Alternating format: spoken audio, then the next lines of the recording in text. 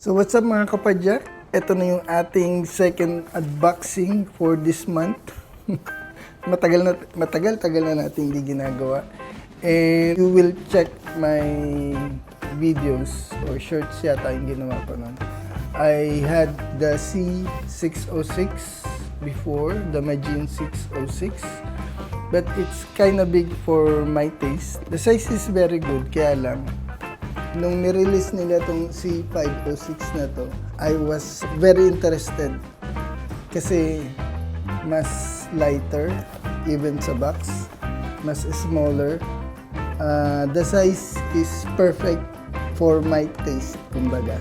So kung medyo nalalakihan ko kayo sa C606, you can compare the size with the Garmin 540 and 840.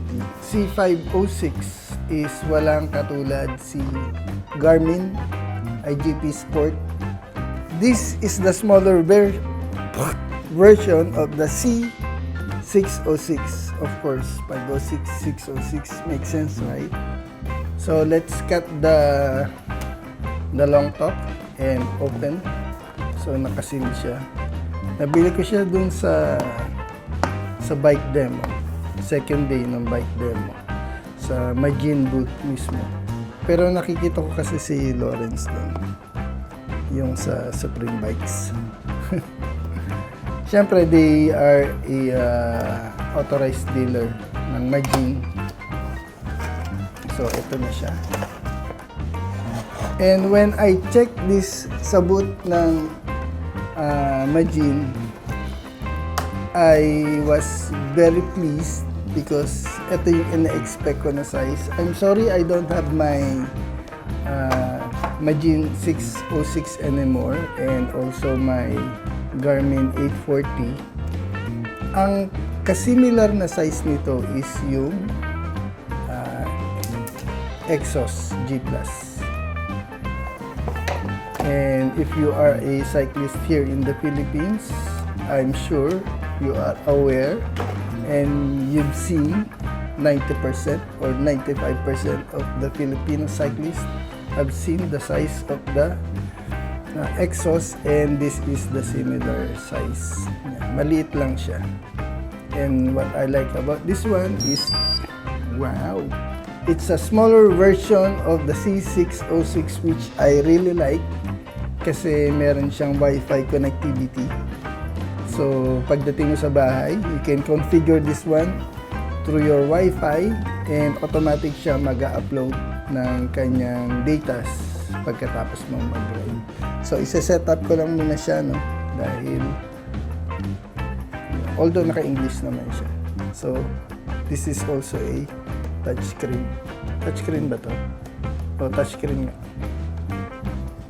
So, ito na. I-sync ko lang or i-configure ko lang ulit sa aking system. Cellphone app.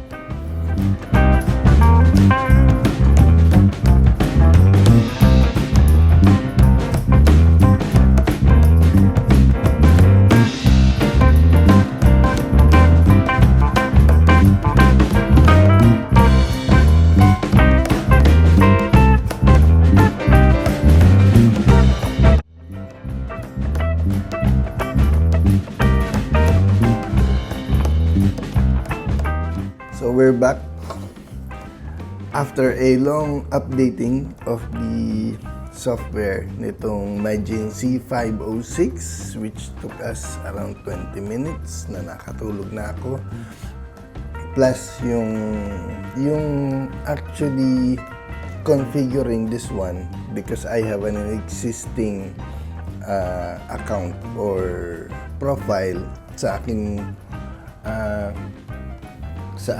app using the cellphone, yung one lap fit o 1 fit lap, the 1 lap fit.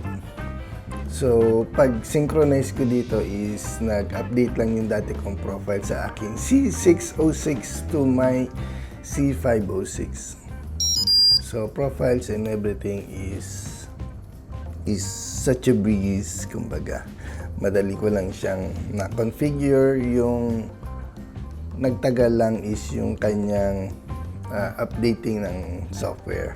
So I'm going to pair it with my what they call this, L308 na smiley na tail light. So na-sync ko,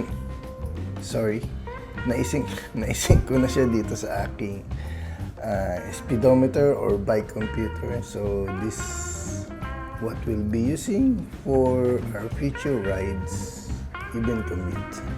Thank you for watching. Don't forget to click that subscribe button. God bless.